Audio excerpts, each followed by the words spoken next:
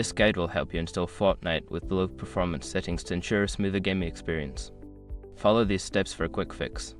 Step 1. Download the Epic Games Launcher. Visit the official Epic Games website and download the Epic Games Launcher.